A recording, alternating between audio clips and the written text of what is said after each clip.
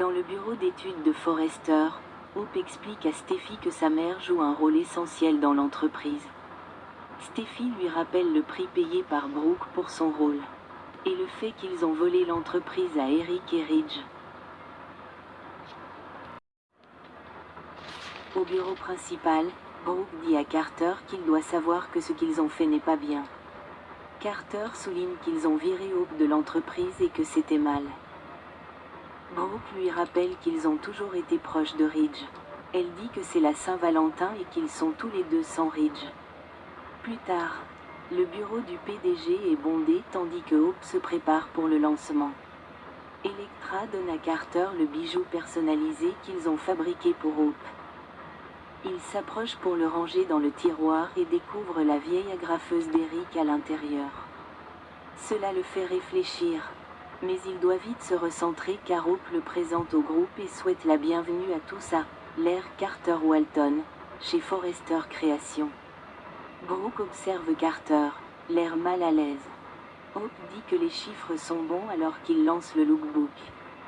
Will dit à Elektra qu'elle et sa tante sont sur le point de connaître un succès immédiat. Zind affirme que l'engagement en ligne augmente dès son lancement, et que les commandes affluent rapidement. Hope est ravie, mais Zind lui rappelle qu'Eric et Ridge ont donné le feu vert à la ligne. Brooke explique à Cathy qu'il est difficile de fêter cela sans Ridge et Eric. Zind complimente Elektra et lui dit qu'il a envoyé tous les chiffres à Ivy.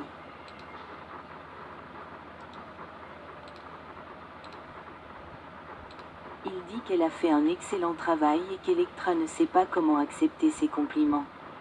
Hope, quant à elle, n'en revient pas de voir les chiffres s'accumuler. Elle affirme que c'est l'avenir de l'entreprise, et lorsqu'elle embrasse Carter devant tout le groupe, tout le monde semble mal à l'aise. Carter aussi. Charlie apporte un bouquet de fleurs du bureau international. Il sent la tension dans la pièce. Elektra reçoit un SMS de Ridge dans le groupe de discussion avec Ivy. Et il félicite Ivy pour son excellent travail et dit qu'elle rend la famille fière. Hope demande un moment seul avec Carter. Une fois seul, Hope dit qu'il a réalisé son rêve et demande ce qui se passe. Il dit qu'Eric, Steffi et Ridge ne sont pas là. Will dit qu'Elektra mérite tous les éloges pour son travail et que c'est son jour. Quand elle lui rappelle que c'est la Saint-Valentin, il lui offre des fleurs, un ours en peluche et un gros bisou. Cathy, Brooke et Zind se rendent au bureau de design, où Cathy constate que le lancement se déroule à merveille. Zind remarque que Carter ne semble pas du tout enthousiaste et se demande ce qui se passe. Cathy aurait pensé que Carter serait heureux de voir ses idées aboutir. Brooke pense que son meilleur ami lui manque, surtout le jour de la Saint-Valentin.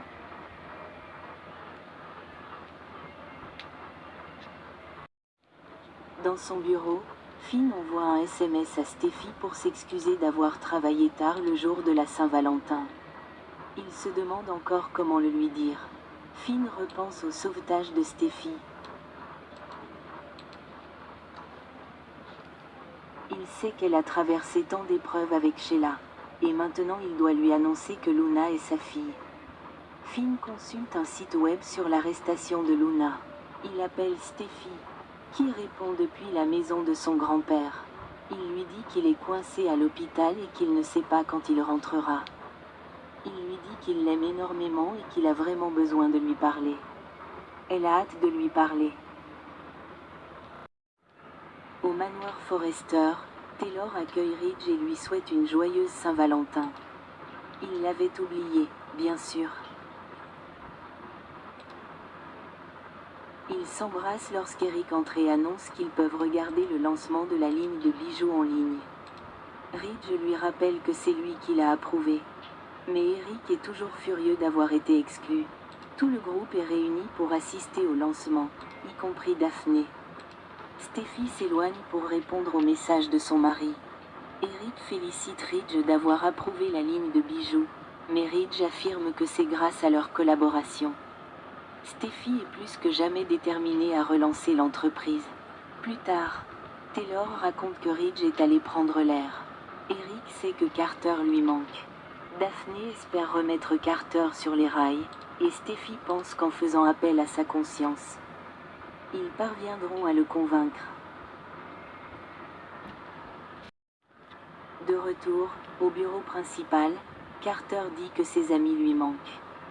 Hope répond que ce qu'il ressent est compréhensible, mais qu'il ne devrait pas laisser cela ternir son accomplissement. Il a réussi sa vision et il doit pouvoir s'en réjouir. Carter reconnaît qu'ils ont prouvé qu'ils pouvaient accomplir ce qu'ils avaient prévu. Mais lorsqu'il lui annonce que c'est l'occasion de prendre le dessus, Hope s'inquiète immédiatement. Carter raconte à Hope qu'il a piégé Ridge et Steffi pour qu'ils signent les papiers. Ils peuvent leur montrer les chiffres et le succès et peut-être prendre le dessus. Hope panique, lui rappelant comment ils l'ont traité avant leur départ. Carter montre l'agrafeuse d'Eric à Hope et dit que c'est son agrafeuse et son bureau, et qu'il se sent comme un traître. Parce que je le suis, conclut-il. Hope lui répond qu'il n'est pas un traître et qu'il a agi héroïquement en défendant sa famille. Il dit qu'il ne peut plus continuer à se regarder dans le miroir après ce qu'il a fait. Il supplie Hope de l'écouter, mais elle fond en larmes et affirme qu'elle ne peut pas revenir en arrière. Lorsqu'il s'apprête à lui offrir le cadeau, elle lui répond que ce n'est pas le moment et sort du bureau en sanglotant qu'elle ne peut pas revenir en arrière. Carter frappe violemment le bureau, brisant le cadeau et se coupant la main. Ridge entre et voit Carter assis, lourde et la tête qui porte la couronne. « Un Carter ?» demande-t-il. Les larmes de Carter se transforment en fureur.